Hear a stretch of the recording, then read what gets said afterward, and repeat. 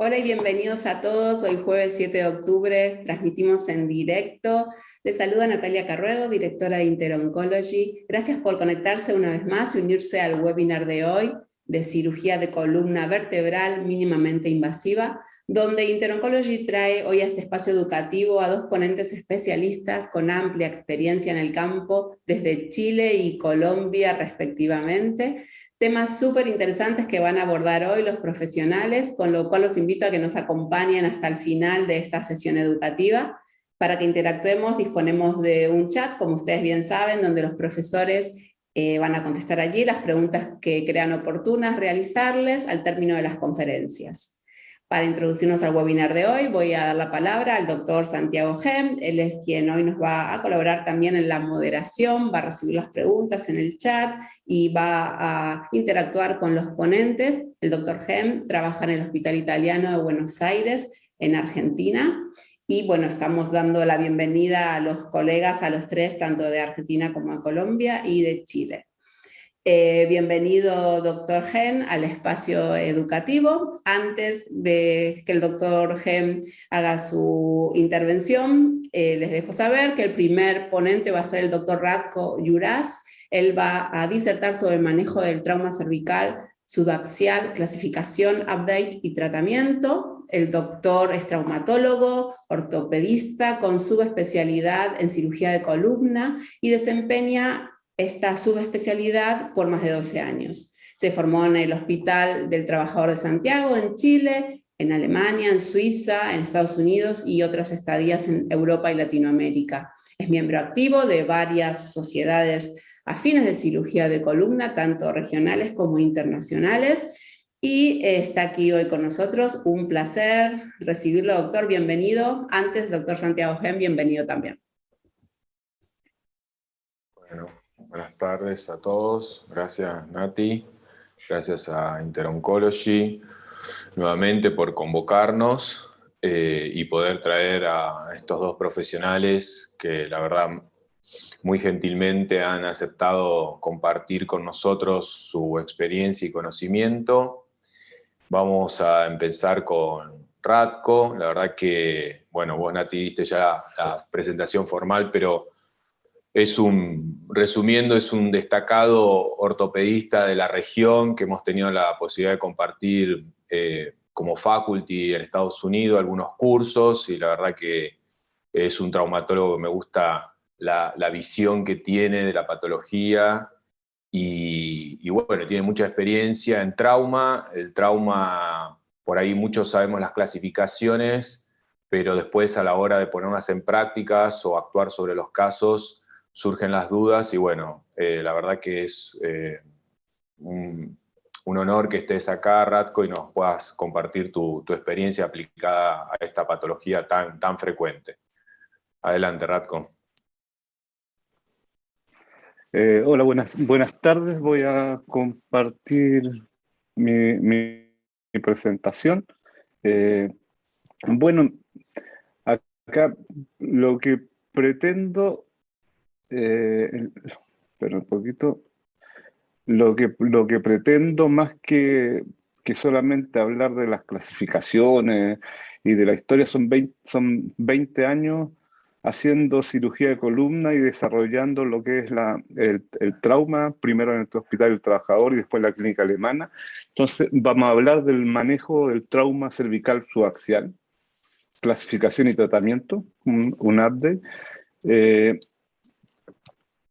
¿Qué podemos decir del trauma? Lo vamos a definir un poco de las generalidades, basarnos más en lo actual, la clasificación Spine, algunas guías de tratamiento para que todos más o menos sepan cómo podemos manejarlo y enfrentarlo, casos clínicos que siempre nos enseña y unos mensajes para la casa. No hay que olvidar que la causa, que es una de las principales causas de morbilidad y mortalidad, estas fracturas cervicales, y siempre hay que tener un alto índice de sospecha en todos los politraumatizados, en todos los pacientes con compromiso de conciencia y que presenten dolor cervical. Y de ellos hay que estudiarlo, y nosotros actualmente usamos un protocolo de TAC en todo paciente con un trauma de alta energía y dolor cervical o con antecedentes, y que también hay una distribución bimodal, o sea, tenemos pacientes jóvenes, que son principalmente por trauma, y mayores de 50, por otro lado, y mayores de 70, 80, que es otro grupo especial. No olvidar que el 40% de las lesiones no tienen tienen un compromiso neurológico, y que el 50%, la mitad de las lesiones están entre la quinta y la séptima vértebra cervical. Por lo tanto, si vemos una radiografía que no se vea C7, hay que sospechar y pedirla de nuevo. Clasificaciones, yo partí con la clasificación de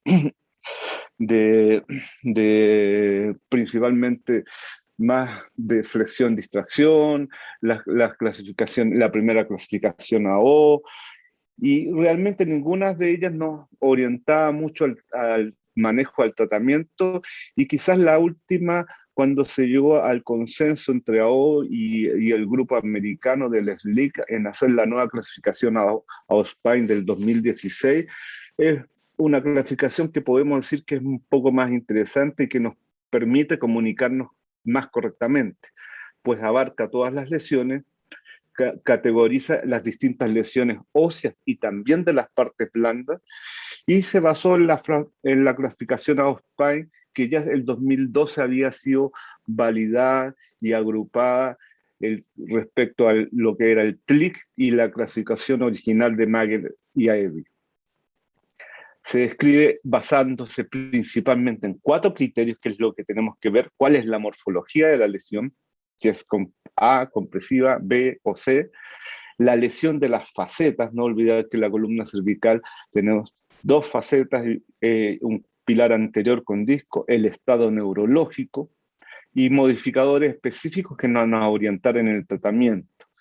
Y en general refleja la severidad de las lesiones en términos de inestabilidad y compromiso neurológico. ¿Cuáles son las tipo A? Vamos a hacer un recorrido de lo simple.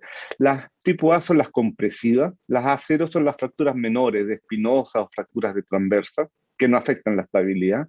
Las A1 son aquellas que afectan la placa, una sola placa del cuerpo vertebral, pero sin otras lesiones ligamentosas.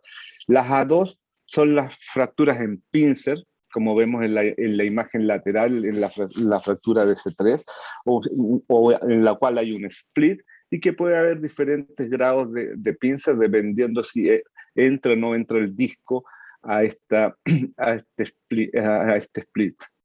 Las A3 ya empezamos en las fracturas tipo estallido, son las que son un estallido con compromiso y retropulsión del muro posterior en la placa superior. Y las A4 son los BERS completos o estallido completo con compromiso tanto de todo el cuerpo y de la placa superior e inferior con sus muros posteriores. Pero son lesiones eminentemente óseas. Ya cuando pasamos a las tipo B, son aquellas que el fenómeno no es solamente compresivo, sino hay un fenómeno distractivo, disruptivo. Y las B1 son aquellas que la disrupción pasa de posterior a anterior a través de la parte ósea, por lo tanto, pudieron tener un potencial de consolidación. Y las B2 son las más inestables, pues hay una ruptura completa del complejo ligamentario posterior, como vemos en la resonancia de la imagen superior, y por lo tanto son inestables en flexión principalmente. Y las B3 son aquellas que se producen por mecanismo de una disrupción anterior, por hiperextensión, y que las vemos más asociadas en columnas anquilosadas.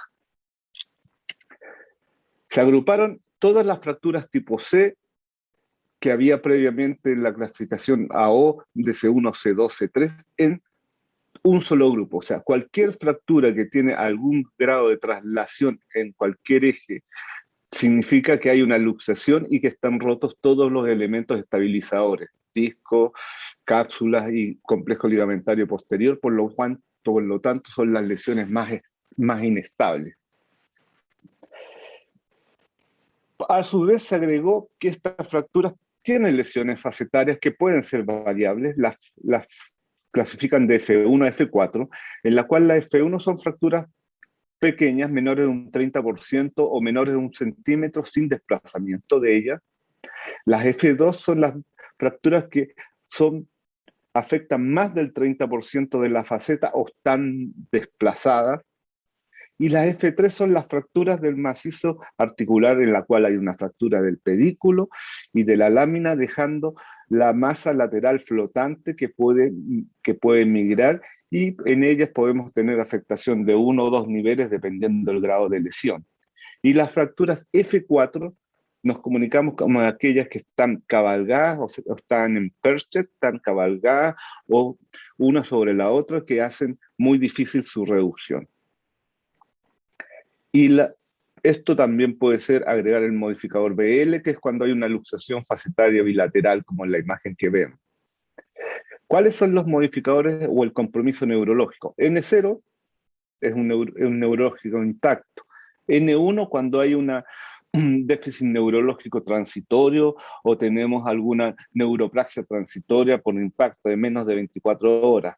N2 cuando hay un componente radicular.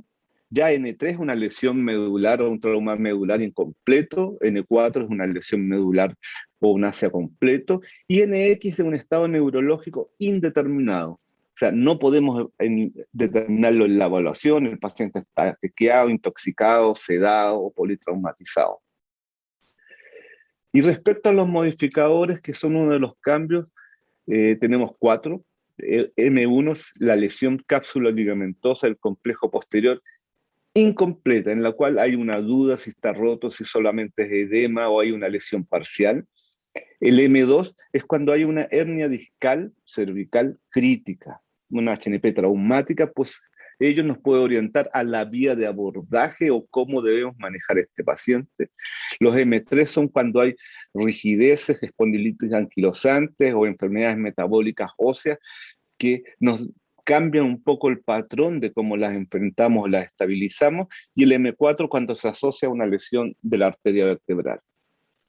Es así como, para ejemplo, este es un caso mío, 58 años, es un taxista que chocó, salió con dolor, con dolor de cuello y hacia el brazo derecho. El motor index score tenía 100, pero tenía una radiculopatía sensitiva C7. Esas son las imágenes. Y si vemos claramente hay una luxación, un desplazamiento completo de S6 sobre S7, y ambas facetas están luxadas. Esa es la resonancia que confirma la lesión del complejo ligamentario posterior, la lesión discal, la presencia, como vemos acá, de una masa herniaria que está contactando y desplazando un poco el cordón medular. Por lo tanto, ¿cómo la clasificamos? ¿Cómo le comunicamos al mundo de qué nos tratamos? Nos basamos en esta clasificación, y si la aprendemos a usar, podemos comunicarnos y hacer estudios adecuados para poder ver cuáles son las mejores conductas. Por lo tanto, sería una fractura C6-C7 tipo C, con C7 una fractura A1, porque tiene una pequeña componente de la placa superior de C7, es una F4 porque tiene las facetas luxadas en perched y es BL bilateral, un N2 porque tiene una radiculopatía, y un M2 porque tiene una hernia discal crítica. En base a eso, uno ya pudiera orientarse sin ver las imágenes completas qué es lo que estamos enfrentando. Sin embargo, cuando hablamos de clasificaciones, hay que saber si realmente los acuerdos y son buenas o no. O sea, el estudio de Vaccaro y el grupo de trauma AO, publicado en 2016, encontró un acuerdo inter-intraobservador bastante bueno. Sin embargo, siempre hay que ver si es suficiente para adoptar una clasificación. Y nosotros hicimos, ¿cómo se llama? 2 estudios, uno para ver cuál era el acuerdo con residentes y con titulares, y encontramos que el interobservador eran capas de 0,6 y el intra de un 0,68 en los grupos, y en los subtipos también se mantenían bastante altos. Por lo tanto, como evaluadores independientes, con Julio Urrutia demostramos en el 2017 que era una clasificación que permitía comunicarnos adecuadamente entre residentes, fellows y cirujanos de columna. Bueno, hablando del tratamiento, lo primero hay que decir cuáles son los objetivos. Los objetivos de tratamiento de todas las fracturas es dar estabilidad, dar alineación, proteger los elementos neurales, mejorar las condiciones para que se logre la fusión o consolidación y preservar movilidad y musculatura.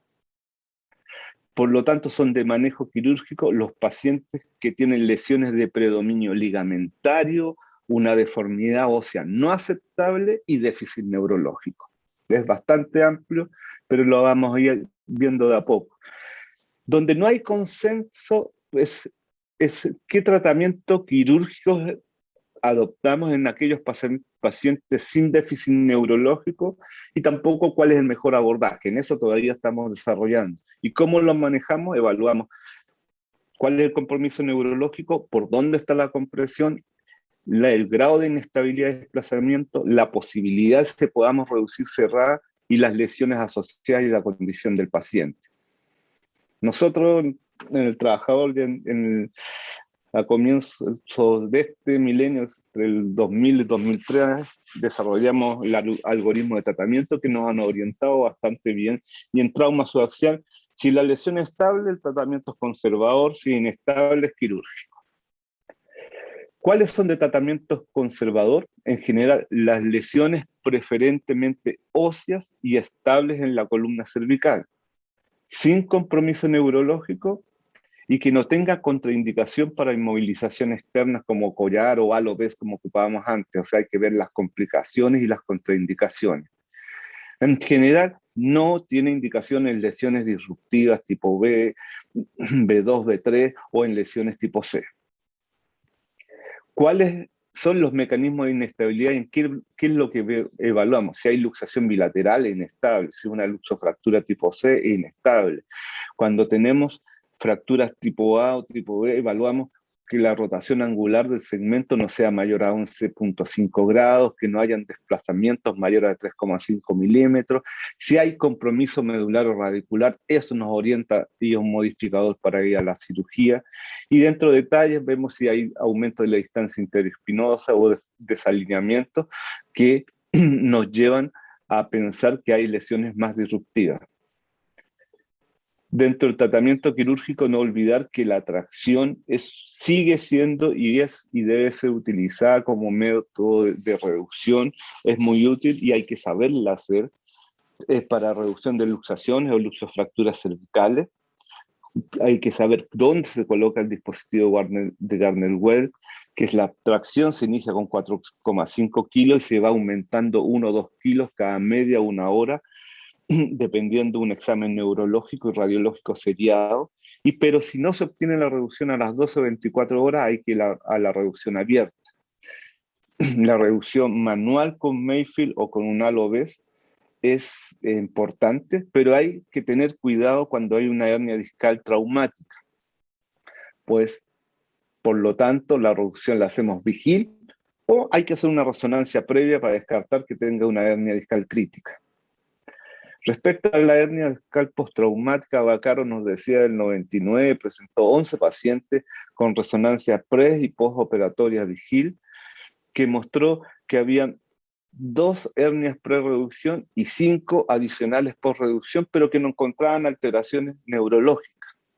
Sin embargo, el mismo grupo de Rothman, unos años después, nos presentaron, 6 años después, un case report en cual al traccionar a un paciente con una luxación facetaria, terminaron con un compromiso neurológico, con una cuadraplegia. Entonces, ¿cómo lo enfrentamos? Vemos primero, ¿es estable o inestable? ¿Está reducida o desplazada la fractura? ¿Hay disrupción posterior? ¿Dónde está la compresión? Si es anterior, si es del disco o si es del hueso. Y en base a eso vamos a decir si vamos por una vía anterior, posterior o combinada. ¿Cuáles son las ventajas de la vía anterior? En general, cuando hacemos un abordaje y enfrentamos una fractura por vía anterior, Las principales ventajas de la vía anterior es que en columna cervical el disco es el principal estabilizador, que podemos hacer descompresiones directas cuando tenemos disco o fragmentos óseos vertebrales comprimiendo el cordón medular, que podemos hacer fijaciones y reemplazos con un injerto en un cage asociado a placas con un alto porcentaje de conciliación, y todo es lo que tenemos en general mayor experiencia, tanto por lo degenerativo como lo traumático. Las desventajas, que puede ser un abordaje más demandante por los vasos y el esófago, pero es una construcción que es inestable en flexión porque es una placa sostén y que tiene relativa inestabilidad en rotación. Por otro lado, la vía posterior tiene ventaja, es menos complejo, un abordaje de menos riesgo, pero da una fijación mucho más estable. Fijar en C7 siempre es un macizo articular transicional, por lo cual una opción es pedicular en C7, y se pueden hacer descompresiones amplias. Las desventajas es que hay mayor lesión de partes blandas, riesgo radicular al colocar los tornillos o vasculares, y a veces se incluyen segmentos no lesionados. ¿Qué es lo que hacemos? Nosotros vemos una fractura y vemos lo primero si es una lesión inestable, si está desplazada.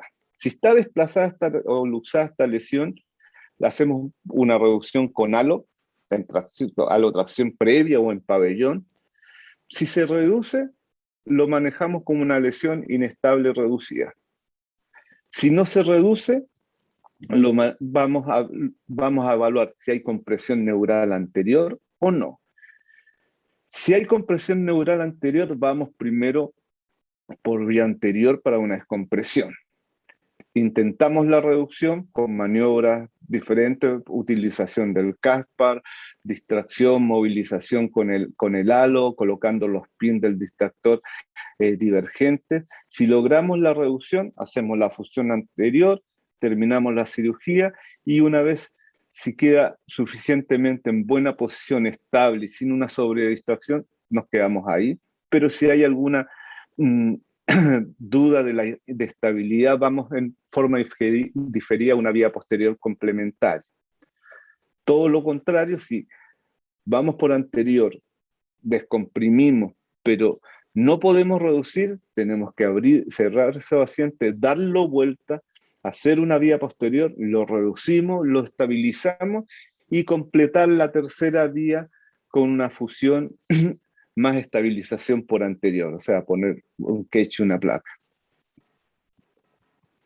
En general, las fracturas tipo A, las tipo A0 son estables, una órtesis rígida, y siempre descartar lesiones disruptivas, principalmente en fracturas de la espinosa. Las A1 o A2 son más infrecuentes, en general de baja energía, y en lesiones aisladas, como no hay mayor compromiso óseo o el disco no está muy metido, uno puede hacer un manejo conservador con collar y seguimiento. Los VERS, que son las A3 y la 4, son secundarias a carga axial y se asocian a un riesgo de lesión neurológica por compresión de los fragmentos que se van a canal. Hay discusión de cuál es el mejor tratamiento, pero en general, si hay ocupación del canal y es una fractura tipo A4 y con compromiso neurológico, vamos a hacer una corpectomía, un reemplazo con un injerto de un cage tipo mesh y una placa anterior. Si hay poca ocupación de canal sin neurología, le ponemos un collar y un seguimiento radiológico, cómo se comporta. Las fracturas tipo B son todas disruptivas. Las B1 son a través del hueso, teóricamente tienen potencial de consolidación, pero el manejo conservador no siempre, a pesar de ser factible, no siempre tiene buenos resultados. Le ponemos un collar y si se desplaza, vamos a hacer una fijación anterior o posterior para que se logre la consolidación. Por otro lado, las tipo B2 son todas lesiones disruptivas, con lesión del complejo ligamentario posterior, por lo cual no cicatrizan. Estas lesiones muchas veces se asocian a lesiones más complejas, tipo A3 o A4 o teardrop, y en general son todas de manejo quirúrgico. Y la discusión puede ser si solo anterior, posterior o circunferencial. Las B3 son más raras, son lesiones por hiperextensión, las vemos cada vez más. Va a depender del grado de rigidez de la columna. En pacientes mayores generalmente se asocian a síndromes medulares centrales variables y su vía de abordaje y cuando se operan en el tiempo está en discusión, pero en general antes de 24 horas actualmente es lo discutido, y como son columnas bastante rígidas o anquilosadas, por un lado hay que hacer escáneres para evaluar bien y no tener un subdiagnóstico, y construcciones largas para tener una fusión de una columna que se comporta como un hueso largo, como un fémur. Las fracturas tipo C todas están desplazadas, está roto tanto el pilar anterior como el complejo ligamentario posterior, por lo cual siempre son quirúrgicas, se asocian a lesiones tipo A. La mayoría tienen fracturas facetarias y luxaciones, y se manejan con reducción, y una vez reducida, la estabilización quirúrgica. El modificador facetario hay que evaluarlo para la decisión terapéutica, principalmente para el abordaje y la extensión de los niveles de fijación que vamos a realizar. Aquí unos ejemplos. Un paciente operado por mí hace unos 20 años, yo creo. Un hombre joven, 39 años, accidente de tránsito, mucho dolor cervical, pero tenía un Asia E. A su ingreso a la radiografía, si usted ve en C4, hay una fractura que compromete el cuerpo vertebral en compresión y desplaza el muro posterior hacia el canal, que ya en un escáner y una resonancia se reduce parcialmente. Por lo tanto como la lesión discal de ambos niveles, hay una compresión hacia la médula. Por lo tanto, la resolución de esta fractura, que se comporta como una 4, un teardrop antiguo, la resolución es la vía anterior, donde está la compresión, vamos a descomprimir, y en ese momento un reemplazo del cuerpo con un injerto cresta ilíaca. Actualmente usaríamos quizás una malla con injerto y una placa de Morse, esa antigua. O esta otra paciente que uno ve, 28 años, neurológico indemne, se cayó de altura, parece inocente, pero en la radiografía lateral, si uno ve con detalle, hay una cifosis justo en el segmento 4-5 y una apertura de las espinosas justo en el nivel, y eso nos tiene que hacer sospechar, porque si vemos el escáner, vemos un split en el plano sagital de la vértebra, y la resonancia de baja resolución en esos tiempos nos mostraba una irrupción completa desde los ligamentos amarillos a todo el complejo ligamentario posterior. Por lo tanto, era una fractura tipo B2, sin compresión por anterior, y que decidimos ir, en este caso, por una vía posterior única para cerrar la disrupción y evitar hacer la corpectomía del segmento anterior, que tenía un split. Este es ya una paciente también de alta energía.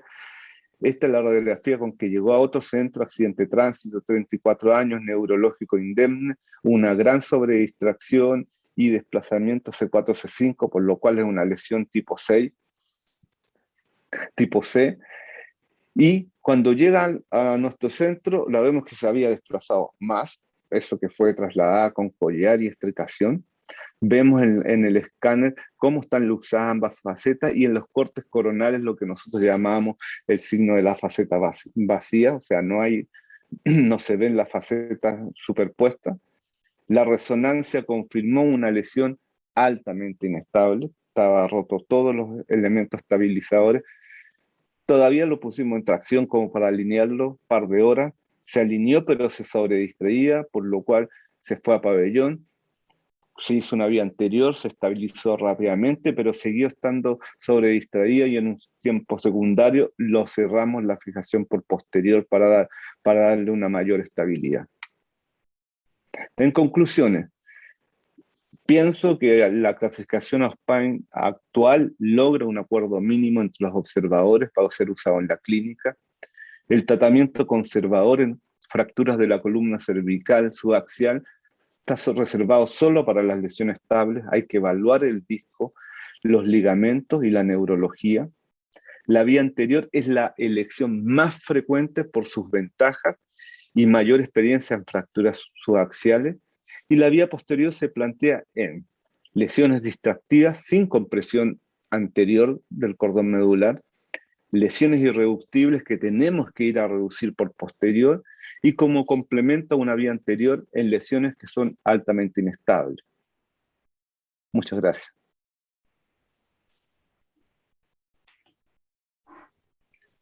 Bueno, excelente, Ratko. Buenísima, muy clara, muy interesante los casos.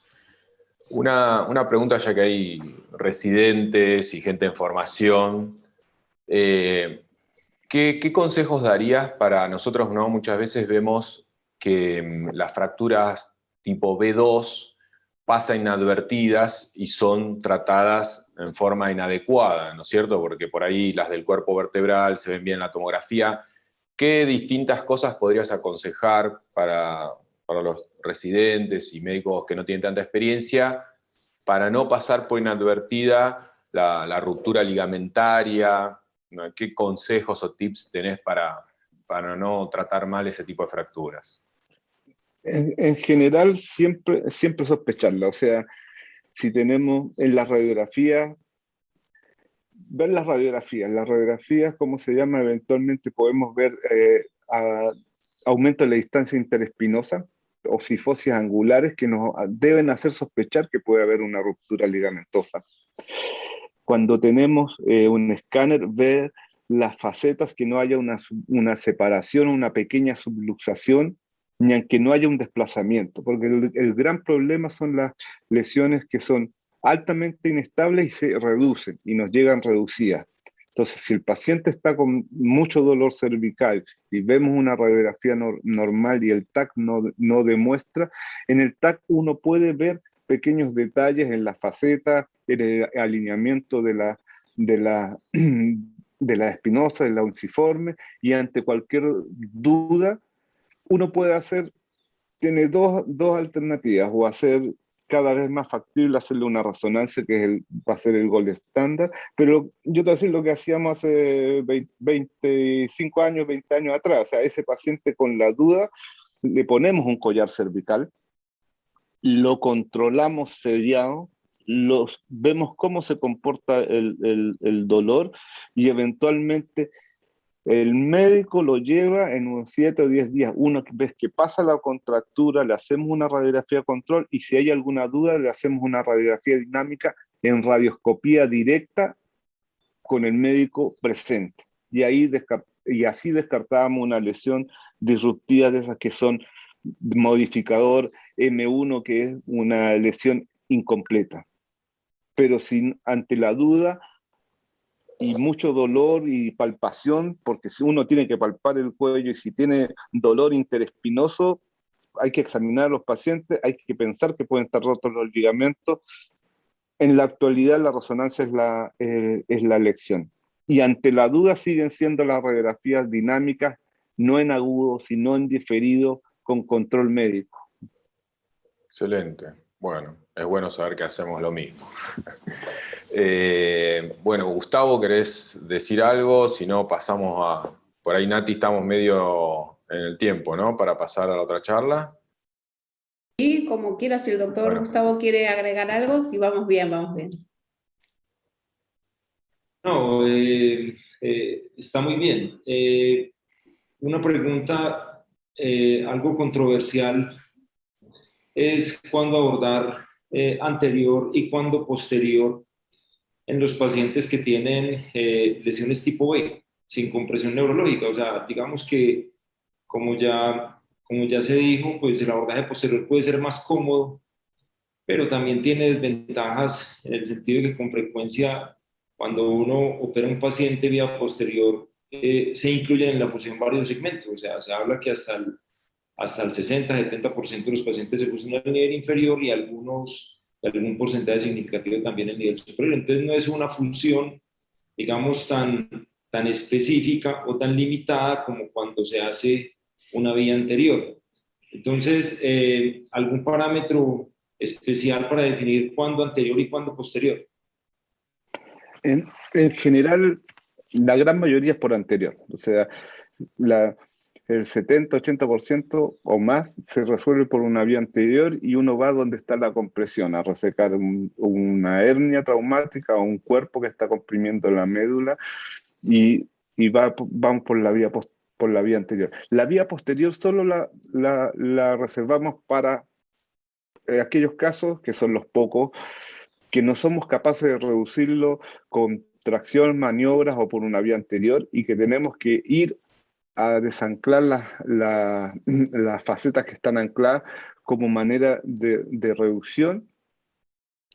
En esos casos, el otro caso, en aquellos segmentos, principalmente en la charnela cérvico-torácica, en aquellas lesiones tipo C que tienen un gran desplazamiento y un ángulo de cizallamiento muy alto, y que cuando uno lo opera por vía anterior no logra dejar bien lordosada y cerrar las facetas, eventualmente vamos a hacer una vía posterior, pero complementaria.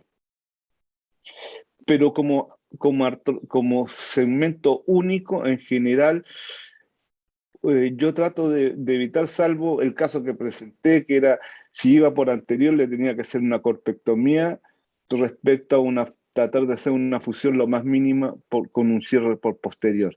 O sea, el tip es que la gran mayoría se resuelve por vía anterior y la vía posterior es complementaria para reducción o para cerrar una fractura que no logró quedar bien estabilizada por una placa anterior, que son aquellos pacientes que quedan un poco sobredistraídos, que ¿cómo se llama? Que no se logra lordosar suficiente, entonces las facetas no quedan unidas una a otra y son los pacientes que a veces nos fallaban porque como la placa solo es un sostén, una placa de sostén, no es muy estable en flexión. Ahí la vía posterior, pero vía posterior de entrada lo podría hacer en columnas, en las tipo B3 anquilosadas, en que tenemos una fractura, ¿cómo se llama?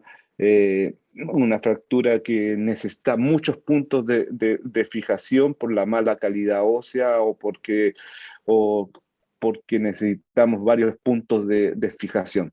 Si no, la vía anterior sigue siendo el gol estándar. Excelente. Bueno, Nati, ¿hay algo para el medio o seguimos? Santiago, doctor Santiago Gen, tenemos una pregunta del público, ¿la hacemos luego, te parece? Sí, ahí lo estuvo, fue lo que contestó recién, lo que estuvieron contestando. Perfecto.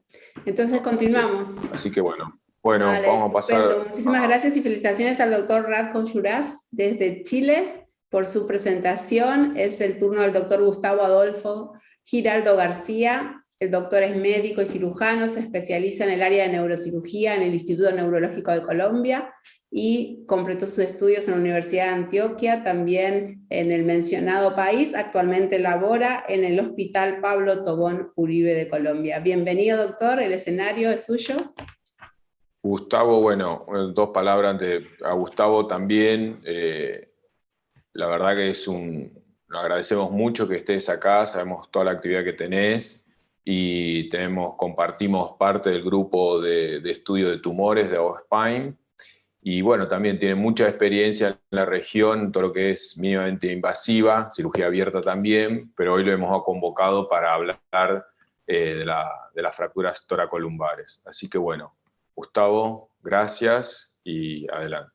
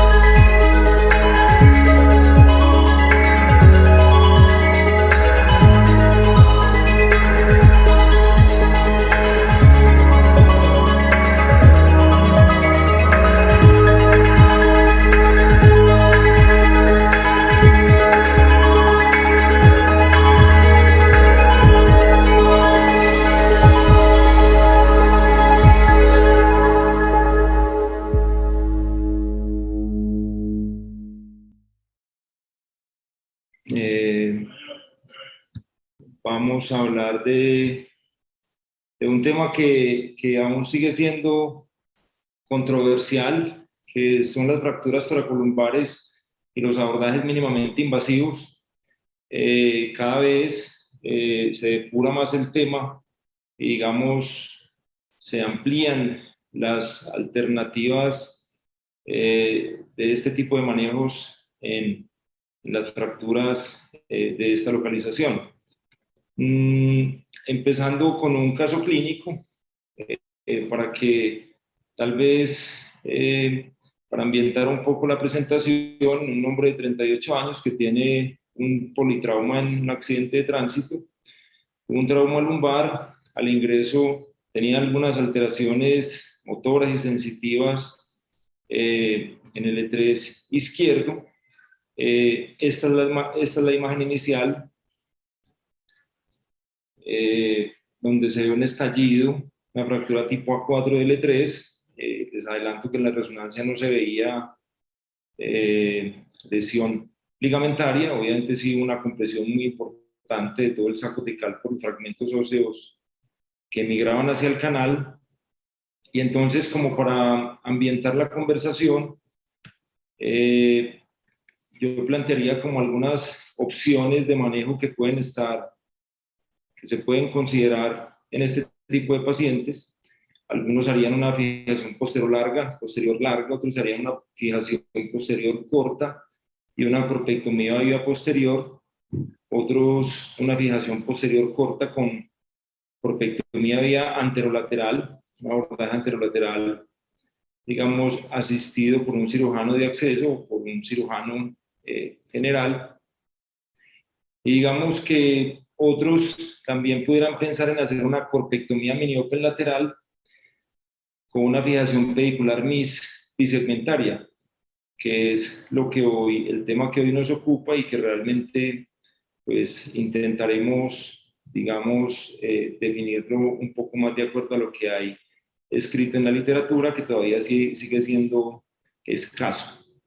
Entonces realmente es un tema controvertido. Digamos que en los abordajes MIS de la columna siguen habiendo, digamos, dudas y algunos baches académicos, porque se considera que son los abordajes puramente percutáneos vía posterior con tornillos y barras, pues definitivamente son técnicas sin fusión, porque no permiten posicionar ningún tipo de injerto, como si, por ejemplo, lo permite un abordaje mini open. En el trauma la eficacia clínica aún se puede considerar incierta, aunque veremos pues que hay algunos trabajos que ya muestran que la evolución puede ser igual que en los abordajes abiertos, dado que la interfase hueso-metal puede fallar ante la ausencia de fusión. De nuevo, considerando que no podemos poner injertos. Y algo que complica aún más las cosas es que las clasificaciones de las fracturas dejan al cirujano la decisión quirúrgica, incluyendo el abordaje y el tipo de fijación. Las clasificaciones se han ocupado de describir muy bien las fracturas, pero aún no dan recomendaciones muy directas acerca de cómo se debe tratar cada una de las fracturas. Entonces, consideramos que, o se considera que definitivamente la decisión del tratamiento quirúrgico es complejo y depende de varias cosas. Una de ellas es la morfología de la fractura, de lo que se ocupan las clasificaciones. Otra, la lesión neurológica, que ya quedó incluida recientemente con los modificadores, especialmente en la clasificación AO, y la lesión del complejo ligamentario posterior también ayudaría en la toma de esta decisión. Y entonces cuando uno se enfrenta a una fractura, pues realmente tiene puede considerar muchas vías de abordaje. Pueden haber abordajes vías vía posterior, posterolateral, anterolateral, y de pronto más recientemente los abordajes laterales. Todo esto pues finalmente depende de la experiencia del cirujano y, como dijimos, del tipo de fractura y de todo el contexto clínico del paciente. Si hablamos de MIS en fracturas toracolumbares, pues digamos que lo que queremos hacer son abordajes menos disruptivos, especialmente de los tejidos blandos.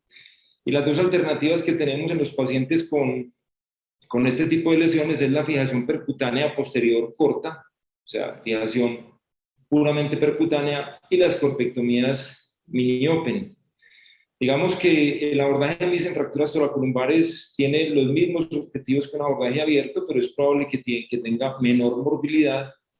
Y lo que sí es claro es que evita mayor daño colateral a los tejidos blandos. Esto es un ejemplo de cómo hacíamos antes una vertebrectomía lumbar o de la unión toracolumbar con incisiones y abordajes muy amplios, y ahora pues podemos hacer abordajes más limitados, obviamente con menos disrupción de los tejidos blandos.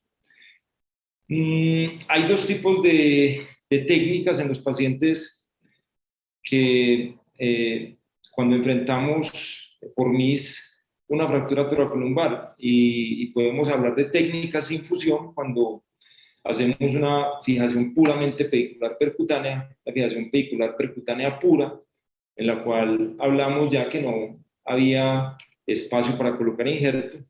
Y hay técnicas con fusión, que son las técnicas mini-open, o también, digamos, de mínima invasión, en las que implica hacer disectomías o corpectomías. En este caso, pues obviamente sí podemos poner injertos a través de cajas o dispositivos de reemplazo corporal que permiten realmente una reconstrucción anterior y una fusión estable a largo plazo en el foco de la fractura. Si empezamos hablando de fijación pedicular posterior MIS, pues ya empiezan, o desde hace un tiempo, empiezan a aparecer reportes que demuestran cómo a 5 años no hay diferencias en la pérdida de corrección, e inclusive en el pronóstico clínico cuando se compara con técnicas abiertas. Aparentemente, digamos que uno de sus mayores focos es en los pacientes que están intactos neurológicamente, y se sabe que, o se ha encontrado que realmente pues, se asocian a menor sangrado y muy probablemente a menor tiempo quirúrgico. Pero nuevamente insisto en que hay pocos, o realmente pocos protocolos, o inclusive poca información acerca de cuándo un paciente es candidato o no a un manejo MIS de una fractura toracolumbar.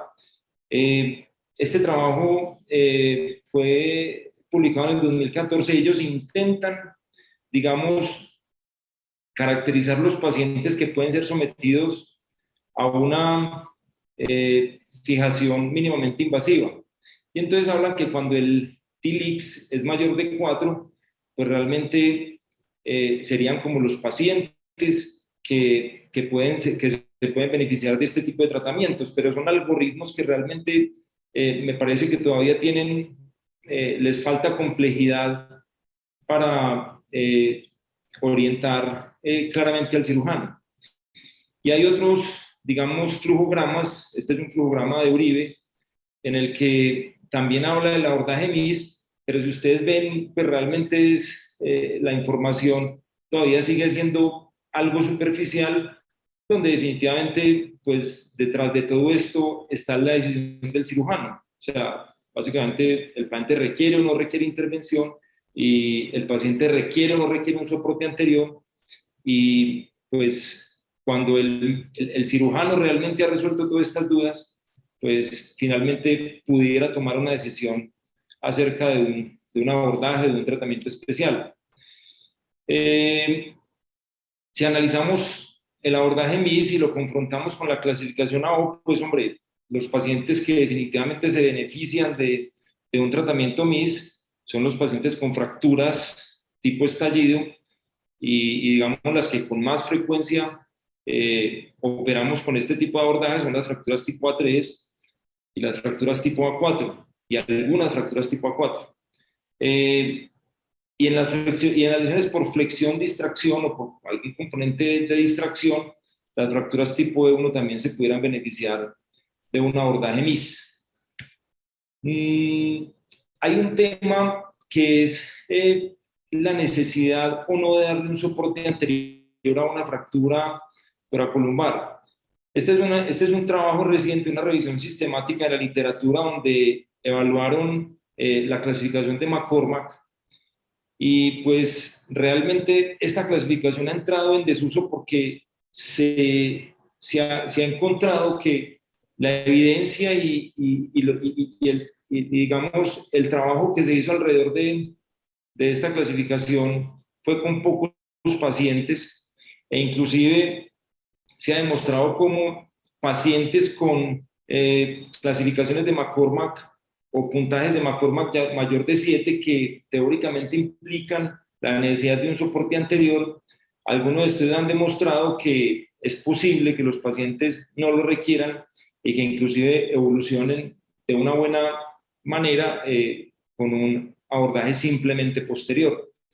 Entonces, la clasificación de McCormack ha perdido también valor predictivo en relación con la deformidad postraumática y la probabilidad de la falla de la instrumentación posterior. Pero si uno piensa en qué pacientes definitivamente necesitan una vía anterior, un soporte anterior para controlar su inestabilidad sagital o su inestabilidad axial, para, digamos, recuperar su capacidad de carga axial, pues uno realmente, o yo específicamente pienso en lo que describió McCormack, y es la deformidad relacionada con la fractura, la conminución, la separación de los fragmentos. Inclusive algunos trabajos han hecho algunas modificaciones a la clasificación de McCormack intentando dar más validez, pero lo que uno encuentra en esos trabajos es que siguen describiendo lo mismo. Entonces, pareciera que todavía tenemos o faltan elementos para que el cirujano pueda tomar una decisión más directa en el tratamiento de las fracturas toracolumbares, especialmente cuando se considera el manejo por mínima invasión. Entonces, empezando como por el primer tipo y más simple de manejo MIS de las fracturas toracolumbares, empezamos con la fijación percutánea vía posterior. Estas pudieran ser las indicaciones: fracturas tipo A, hablábamos fracturas tipo A3 o fracturas tipo A4, y las fracturas tipo E1. Idealmente los pacientes no deben tener déficit neurológico, no deben tener fragmentos en el canal, digamos que los niveles adyacentes no deben estar comprometidos, y lo que hacemos en este tipo de fracturas es que instrumentamos la vértebra superior y la vértebra inferior haciendo fijaciones cortas, y eventualmente si la vértebra índice lo permite o la vértebra fracturada y los pedículos están competentes, se pudiera también considerar la instrumentación de la vértebra fracturada. Se sabe que esto aumenta el soporte biomecánico de la construcción hasta en un 30%. Y esta fijación percutánea MIS permite correcciones de deformidades postraumáticas moderadas y permite también maniobras de ligamento taxis, como se ve en este esquema. Es un sistema de chance percutáneo donde se usan sistemas de rótulas que realmente permiten una manipulación, digamos, muy importante del foco de la fractura, y ayudan a tener o a aplicar un buen mecanismo de ligamento taxis. Este es un paciente con una fractura tipo A3 en la unión toracolumbar, que se manejó de forma efectiva con un abordaje MIS. Ustedes ven cómo la configuración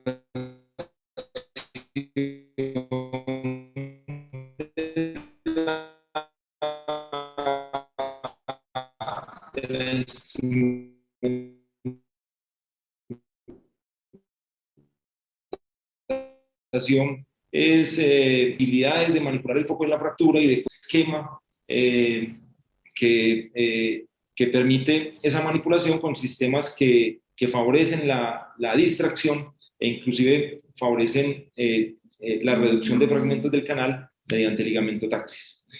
Y además de eso, digamos que otra virtud de los abordajes mínimamente invasivos, especialmente la fijación percutánea, es que se pueden recuperar los segmentos móviles. Entonces, entre 9 y 12 meses postoperatorio se recomienda inclusive retirar la instrumentación para evitar inclusive fallas del instrumental, ya que en estos casos, como ya hemos comentado, no se aplican injertos óseos. El otro procedimiento que se puede considerar MIS en fracturas torocoracolumbares es la corpectomía lateral. Las indicaciones son para que se han, digamos, descrito y depurado en el tiempo. Digamos que es un procedimiento que no lleva muchos años haciéndose, digamos, puede ser 10, 15 años. Este tipo de procedimiento lo usamos para pacientes que sí tienen compresión neurológica y en los que realmente tenemos algún tipo de preocupación acerca de la deformidad postraumática. Una situación importante es que ahorramos segmentos, especialmente en los pacientes jóvenes, donde instrumentaciones largas pudieran comprometer de forma significativa el futuro de la columna lumbar y aumentar el riesgo de enfermedad degenerativa en los segmentos caudales. Tiene varias virtudes y una de ellas es que permite visualizar directamente el foco de compresión, evita la retracción neurológica como sí la podemos tener en los pacientes que sometemos a vertebrectomía vía posterior, y permite el reemplazo corporal con implantes grandes de muy buen perfil biomecánico que permiten una reconstrucción segmentaria adecuada con unas altas tasas de fusión y con un bajo riesgo de subsidencia y cifosis. Otras ventajas de la corpectomía lateral es que no requiere cirujano de acceso. Está demostrado que el sangrado es menor, el dolor es menor, y una cosa muy importante es que omite la cavidad torácica y la cavidad peritoneal. Este sería, y vamos a repasar la técnica MIS para la corpectomía. Este sería el posicionamiento del paciente. Como ustedes saben, algunos pues que tengan alguna experiencia en este tipo de abordajes, pues realmente el posicionamiento en la camilla y una buena proyección imagenológica son fundamentales. Esta es la forma en que se hace la incisión, marcando el disco inferior y el disco superior y trazando una línea, digamos, para dibujar la incisión a través del segmento que se va a intervenir. Pero un tema muy importante y que define cómo debe ser la vía de acceso, y les recomiendo este artículo porque para mí me parece que anatómicamente está muy bien descrito. Es un artículo de la China, de una universidad en la China, y ellos analizaron la anatomía del diafragma cuando se va, digamos, en el contexto de una intervención lateral para este tipo de vertebrectomías. Y realmente eso es lo que define la incisión en la piel. Entonces, cuando vamos a operar una fractura torácica o lumbar, una fractura, digamos, torácica media y alta, y una fractura lumbar, la incisión en la piel es exactamente al nivel de la fractura. Y digamos que es muy fácil porque, digamos que con una buena vista de rayos X podemos marcar claramente la incisión y acceder directamente al foco de la fractura. Pero en la unión toracolumbar, ahí es donde tiene mucha importancia el conocimiento de las inserciones del diafragma, porque las inserciones del diafragma son más bajas en la pared torácica que en la columna como tal. Entonces esto fue lo que describieron ellos, y demuestran cómo en la línea medioaxilar las inserciones del diafragma son mucho más bajas que la incisión del diafragma en la columna misma.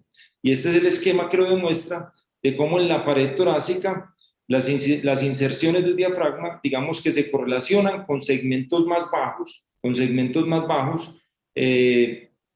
en la columna lumbar o en la unión toracolumbar. Entonces de ahí salen algunas recomendaciones. Cuando uno va a hacer un abordaje transtorácico, se considera que se debe tener en cuenta siempre únicamente para lesiones por encima de T12. Y la incisión, cuando se va a hacer un abordaje transtorácico, debe ser por encima de la 10ª costilla. Y cuando se va a hacer un abordaje retroperitoneal, se debe utilizar para lesiones por debajo del disco L1, L2, y la incisión siempre se debe hacer por debajo de la costilla número 12, de la 10ª costilla. O sea que no se deben hacer incisiones en la caja torácica entre la 10ª costilla y la 12ª costilla, porque es exactamente el lugar donde se inserta el diafragma, en esta área donde inserta el diafragma, y de alguna forma, si el abordaje no está bien diseñado en ese aspecto, podemos hacer una ruptura intraoperatoria del diafragma con las consecuencias que en algunas ocasiones pueden ser catastróficas de hernias diafragmáticas. Cuando vamos a abordar la columna, la unión toracolumbar, o sea, las lesiones entre T12 y el disco L1, L2, el abordaje depende mucho de la experiencia del cirujano. Digamos que en general se prefiere el abordaje transtorácico. Y cuando digamos que se llega al foco de la fractura, se libera la inserción del diafragma, que usualmente es lateral a L1. El diafragma se inserta desde la base de L1 hasta el ápex de L1 en la vista lateral, y en ocasiones también se inserta en T12. Entonces esto sería lo que veríamos en cirugía. El diafragma se inserta desde T1 hasta T12. Entonces, en estos casos pudiéramos hacer un abordaje transtorácico y únicamente desinsertaríamos el diafragma en T12 y L1 para poder hacer la vertebrectomía minimal. Estos serían los esquemas que describen cada uno de los abordajes. Este sería el abordaje transtorácico retropleural o retropleural transtorácico, donde se incide la pared del tórax a nivel del foco de la fractura, se diseca la pleura de la fascia endotorácica, y finalmente se ubica el retractor a nivel de la fractura, permitiendo un abordaje muy, digamos, directo y amplio, y donde se puede trabajar cómodamente para hacer una vertebrectomía por encima de T12. Este sería el diseño de la incisión. Se marcan los cuerpos vertebrales y se hace una incisión que compromete, digamos, que su longitud abarca el 50% corresponde al cuerpo vertebral, y el 50% una extensión, se hace una extensión posterior de la piel. Esto sería como se expone la costilla, y esto sería lo que veríamos en cirugía. La pleura y la fascia endotorácica, uno tiene que buscar un plano entre la pleura y la fascia endotorácica para poder disecar la pleura hacia adelante y nuevamente ubicarnos en la parte lateral del segmento que queremos intervenir. En los abordajes retroperitoneales, o sea, abordajes por debajo del disco L1, L2, pues hombre, digamos que algunos podemos tener ya alguna experiencia en abordajes retroperitoneales para este tipo de intervenciones. Esto es lo que hacemos. Se han descrito abordajes transpsoas y abordajes pressoas. Digamos que si se compara el uno y el otro, recientemente una revisión sistemática de la literatura, digamos que el abordaje pressoas, que teóricamente tiene menos riesgo neurológico, compensa con un poco más de riesgo vascular cuando se compara con el abordaje transpsoas. Pero en la discusión de esa revisión sistemática, realmente el autor, específicamente el doctor Uribe del Barro, define como la experiencia del cirujano es la que disminuye cualquier tipo de complicación. Entonces, digamos que cuando uno le ofrece un abordaje y otro al paciente, pues realmente lo que le ofrece es la experiencia, y obviamente eso basado en la experiencia, digamos que se basa el porcentaje de complicaciones que cada uno de los cirujanos pueda tener en cualquier tipo de abordaje. Obviamente, esto tiene que ser acompañado de un monitoreo electrofisiológico muy robusto. Estas serían las áreas descritas de seguridad para trabajar, siempre por delante, digamos, de el 50% adelante de los cuerpos vertebrales. Y hay algunos detalles, digamos, técnicos, algunas recomendaciones más recientes en cuanto a cómo se debe hacer el monitoreo neurofisiológico intraoperatorio. Inicialmente, únicamente se hacía electromiografía libre, pero hay algunos estudios que demuestran cómo, si se asocian potenciales evocados motores, eso realmente puede disminuir el riesgo de lesión neurológica motora y sensitiva, ya con algunos trabajos que muestran cómo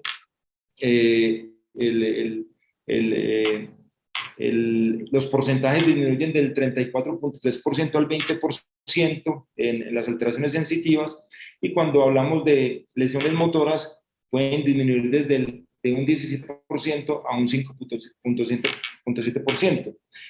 Y lo que aparentemente explica esto es que los potenciales evocados motores se alteran más tempranamente que la electromiografía libre. Entonces, esto puede disminuir inclusive los tiempos de retracción en cirugía, y de alguna forma le avisan al cirujano para, digamos, disminuir la retracción o suspender el procedimiento quirúrgico por unos momentos, mientras los potenciales vuelven a la normalidad. Bueno, digamos que en corpectomías laterales mini open realmente ya hay algunos estudios, o inclusive desde hace aproximadamente 10 años, un poco más, hay algunos estudios con, digamos, con un volumen ya significativo de pacientes que demuestra que son seguros y que realmente tienen ventajas en los pacientes con lesiones traumáticas de la columna toracolumbar. Este es también un trabajo del grupo de Uribe, donde demuestra cómo los pacientes tienen recuperaciones neurológicas que son similares a los pacientes que se les ofrece algún tipo de tratamiento abierto, y por lo tanto se ha encontrado alguna justificación para ofrecerle a este paciente este tipo de tratamientos. Hay un tema significativo e importante, y es el riesgo de subsidencia que inicialmente se describía en los pacientes que se les hacía abordajes laterales o inclusive vertebrectomías posteriores, cuando se usaban cilindros que no eran tan voluminosos como cuando se hacían abordajes, digamos, anterolaterales más amplios, en los cuales se podían poner cilindros más grandes. Pues realmente ahora se dispone de instrumentales que cada vez tienen un mejor comportamiento a largo plazo, y en este momento, pues, en el mercado hay este tipo de implantes que tienen unas placas muy amplias que se pueden acomodar muy bien a los cuerpos vertebrales, y que realmente, digamos, que resuelven este tipo de problema en cuanto a la subsidencia cuando se hacen vertebrectomías por métodos mini open. Y este es otro trabajo, también con un número aceptable de pacientes y con un seguimiento significativo, que también demuestra describe que realmente el abordaje mini open lateral tiene suficientes beneficios para el manejo de este tipo de lesiones en los pacientes. Esta es como digamos, una gráfica que demuestra cómo realmente la estabilidad sagital o el perfil, digamos, en cuanto al balance y la recuperación de la lordosis es favorable para este tipo de abordajes mini open. Si se compara globalmente, la corpectomía MIS vía lateral con la abierta, pues realmente se demuestra o se ha descrito cómo realmente tiene beneficios en cuanto al tiempo quirúrgico, a la pérdida sanguínea. También hay un menor índice de complicaciones, y la estancia hospitalaria también se ha encontrado que realmente es mucho más baja que en los pacientes que se operan de forma abierta. El abordaje mini open lateral tiene algunas limitaciones, y es que definitivamente no permite el acceso a los elementos posteriores. Se considera que cuando los pacientes tienen compresiones posteriores significativas, o en los pacientes que hay un split de las láminas, donde muchas veces encontramos atrapamiento de las raíces o, digamos, atrapamiento del saco tecal, no es el mejor método de tratamiento, y también tiene algunas limitaciones anatómicas, como en los pacientes que necesitan abordajes por encima de T5 o por debajo del E4, esto por las restricciones que imprime o que genera la escápula y la cresta ilíaca. En general no se usa sino para unos segmentos, generalmente para un segmento. Y otro tema pues que ya comentamos y que realmente cada vez disminuye, esto relacionado con, digamos, con el avance de todas estas técnicas de tratamiento mini open, es el riesgo neurológico del abordaje transpsoas, pero como comentábamos ahora, en la medida en que utilicemos más herramientas para evitar las lesiones neurológicas, es posible que esto cada vez lo tengamos más controlado. Entonces volvemos a nuestro paciente, es un paciente con una fractura tipo A4. Yo creo que muchos consideraríamos que el paciente necesita un soporte anterior. Hay un porcentaje de conminación importante. La vértebra ha perdido un volumen muy importante, y además de eso hay compresión neurológica y el paciente tiene un déficit neurológico, como lo discutimos o como lo comentamos inicialmente. Este fue el abordaje que se hizo. Es un abordaje mini open lateral. Accedimos a la unión, al cuerpo vertebral del E3, se hizo una vertebrectomía parcial con una descompresión hacia el canal completa. Se posicionó el implante, es un implante que tiene una placa superior e inferior que permiten acoplarse de una forma muy estable a los cuerpos vertebrales adyacentes. Y finalmente lo complementamos con una fijación percutánea bisegmentaria, dándole una buena estabilidad al segmento y teniendo un buen resultado clínico e imagenológico adecuado. Nosotros tuvimos una pérdida sanguínea de 740 mililitros y el tiempo quirúrgico en la vía lateral fue de 3.5 horas. Digamos que eso, obviamente, en las personas que ya tienen muchos clavos acumulados, puede ser mucho menor, y la vía posterior, que sí con mucha frecuencia la hacemos, fue de 50 minutos. Muchas gracias.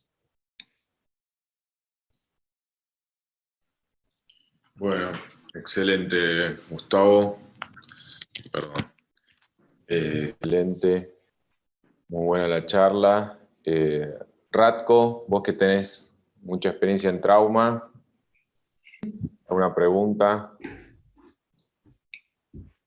Doctor Gustavo, por favor, si deja de compartir su presentación, así podemos verles. Ahí. Ya. Ahora sí. Doctor ¿Algún Giraldo, aporte que quieras hacer? Pregunta, lo que vos quieras. no, un poco de aporte y una pregunta. Excelente presentación. Yo soy de los que siempre en trauma toracolumbar busco las fusiones más cortas, principalmente en la zona toracolumbar y lumbar. Estoy de acuerdo que la clasificación de McCorman, que nunca he utilizado y nunca utilicé, ayer hablábamos con Alex Bacaro lo mismo, no era para un estudio que obligó a mucha gente a hacer más vías anteriores de lo que realmente se requiere.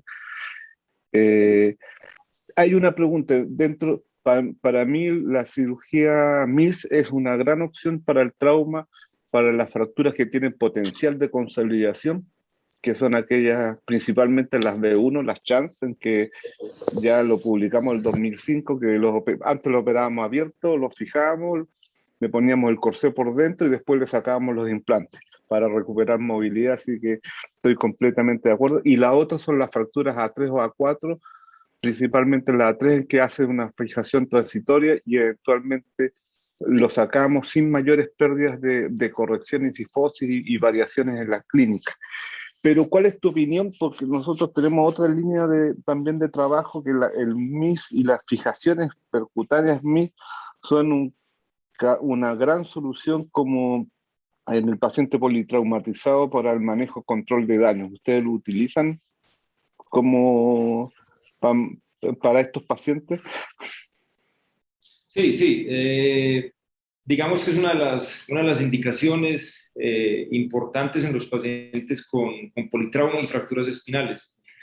Sí, lo usamos en los pacientes que tienen alguna indicación de acuerdo a lo que comentamos y a la morfología de la fractura. Sí queda, con frecuencia tenemos pacientes con fracturas muy graves. Hacemos lo posible por operarlos en la ventana, en la ventana terapéutica en las primeras 24 horas. Y a veces implica quedarnos cortos por la inestabilidad del paciente. Pero si hacemos fijaciones percutáneas, inclusive en pacientes con inestabilidades severas, hacemos fijaciones percutáneas multisegmentarias para favorecer el manejo del paciente en la unidad de cuidado intensivo mientras se estabiliza su condición clínica.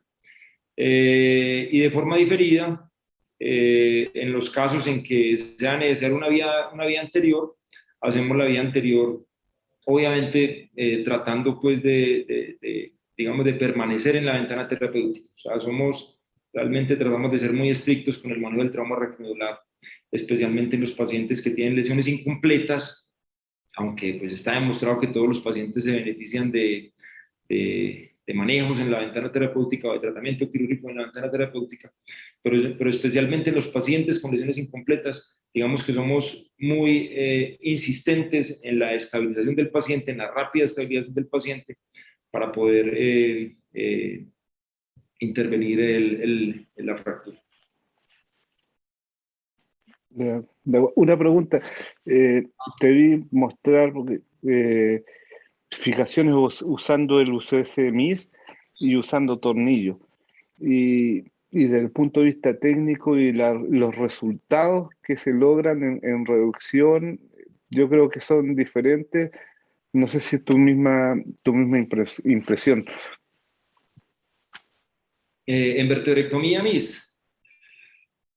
No, fijaciones percutáneas. Ya. ¿Cómo se llama? Chance percutáneo Sí. versus tornillo. Sí. Pues tratamos de usar siempre chance.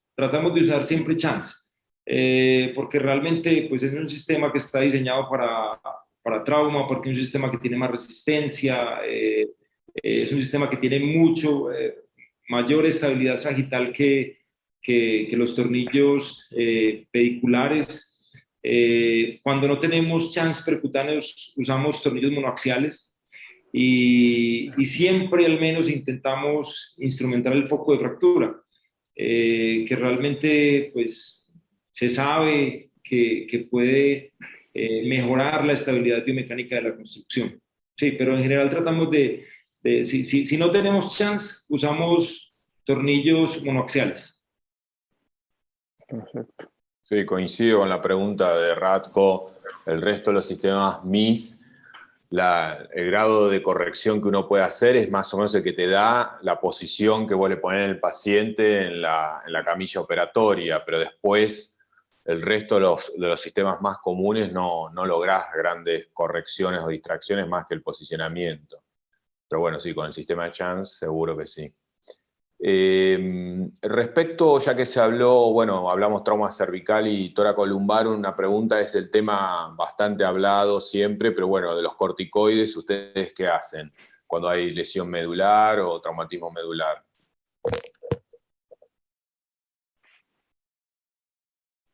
Yo hablo. Adelante. Es una discusión de todos los puntos. Yo toda la vida, desde que partí en columna, haciendo la residencia y después el fellow, o sea, son 22 años, nunca he dejado de usar los corticoides en el trauma raquiomedular. Son 22 años de usando, pero sí el protocolo NACIS 2. Cuando trataron de cambiar a 48 horas, se notaron las diferencias en tasa de mortalidad e infecciones. ¿Qué es lo que ahora resurgió en base a los estudios, principalmente el grupo de Toronto y después del estasis que demostró la cirugía precoz? Que el subgrupo de pacientes que usaban corticoides hay una mejoría de 2 o 3 niveles en pacientes completos, y en los parciales hay mejoría. Hablando directamente, ayer estaba en una conferencia con Bacaro y Rodman. Ale los sigue usando y nunca los dejó de usar a pesar que lo discutieran. Yo voy a decir que a juicio experto, un paciente con una lesión medular incompleta, joven, corticoides sí o sí.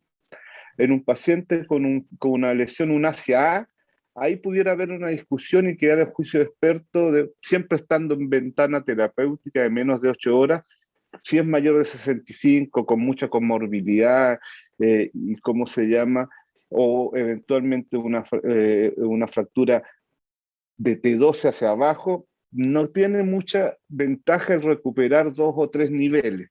Pero un paciente con una lesión subaxial cervical, que los corticoides en NACIS2 pueden recuperarte de C5 a C7, eso es importante para el paciente.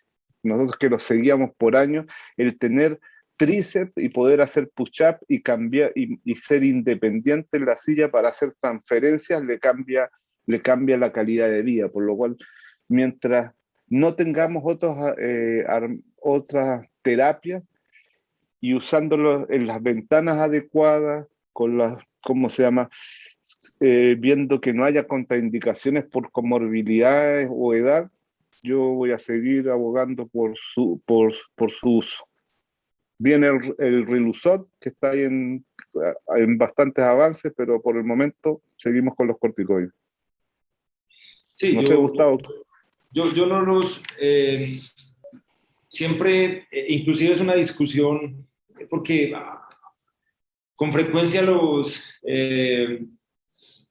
es una pregunta de todos los días, es una pregunta de todos los días de los estudiantes, de los urgentólogos, acerca de lo controversial que siguen siendo los esteroides.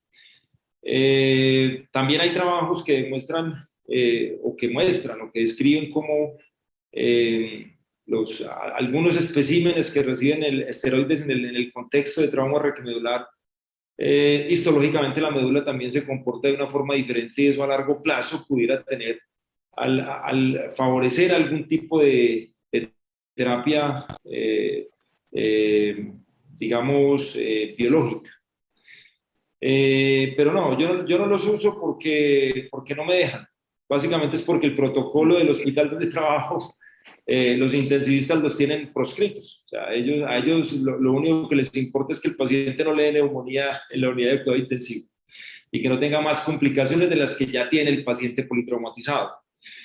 Pero sí estoy de acuerdo, e inclusive frecuentemente participamos de reuniones con centros grandes de trauma en Estados Unidos y Canadá, donde sabemos que los usan, y los usan en pacientes jóvenes sin comorbilidades. Entonces, yo siempre que me preguntan, yo sí estoy a favor del uso de los esteroides, pero realmente cuando esto se plantea en un ámbito académico, uno realmente se queda con muy poco para defenderlo. Y cuando te enfrentas con los intensivistas, yo creo que con pocos argumentos tumban cualquier tipo de intención de poner esteroides en trauma retromedular. Sí, pero no hay que declinar porque los intensivistas se están guiando en las guías de la Asociación de Neurocirugía Americana, de la ANS, que son del 2016-2018, con una gran discusión de Hoover y Feeling, y no han cambiado. Y en los últimos 2 o 3 años esto ha ido modificando. Y cuando yo hablo del uso de los corticoides, no lo hablo desde el punto de vista solamente de todo lo que leo, sino de la experiencia en el hospital del trabajador. Si sumo mis años y los de Bartolomé, somos como 45 años de cirugía de columna y los usamos toda la vida. Y nunca tuvimos un paciente que se muriera, y las infecciones que tuvimos fueron pocas, pero usando el protocolo 2, el NACIS2. El gran problema fue cuando trataron de bajar con los pacientes de menor tiempo, de menor tiempo a 24 y 48 horas, ahí empezaron las infecciones. Sí, obviamente no todos tienen el acceso, principalmente en Latinoamérica, porque, ¿cómo se llama? Las dosis son caras. Pero yo te voy a decir, lo digo con experiencia, hace 4 años me llega 5 horas de operar, una estudiante de enfermería, 22 años, los papás, los dos colegas médicos que estaban en España, con una lesión, con un ACAB, tenía una día por delante. Yo tiro con todo, corticoides de entrada, y a las 8 horas estaba en pabellón y la paciente me sigue llevando, ¿cómo se llama? Browning y cosas hechas por las manos porque recuperó completo. Y yo espero que sea lo que hagan cuando yo no esté y llegue mi hija. Así lo pensamos nosotros. No toda la evidencia que hay podemos demostrarla. Hay cosas que todavía no vamos a poder demostrar, pero hay cosas que nos ha ido dando la experiencia que no podemos olvidar. Parezco viejo. No, ahí había en el chat un comentario de José también Ruiz que hacía el mismo comentario, hace 31 años que trabaja, decía lo mismo basado en su experiencia, un poco lo que comentás vos, Ratko. Bueno, estamos ya pasados un poco de la hora. Agradecerles nuevamente, Gustavo, Ratko, muy buenas las charlas y los aportes. Y bueno, Natalia, gracias a Interoncology. Y bueno, nos estaremos viendo en el próximo webinar. Sí, por supuesto. Muchísimas gracias a los tres. Brillantes presentaciones del doctor Gustavo y el doctor Yurak. Muchísimas gracias. Ahí les llegan las felicitaciones al chat. Les invito entonces al próximo 28 de octubre. Vamos a tener la penúltima sesión del año. Nos quedan 2 más. En cirugía de columna vertebral. En este caso va a participar la doctora Sofía Beltrame del Hospital Italiano de Buenos Aires y el doctor Juan Jara del Hospital Central del Instituto de Previsión Social de Paraguay, y el doctor Santiago Gem nos va a acompañar nuevamente el 28 de octubre a la misma hora. Queda hecha entonces la invitación.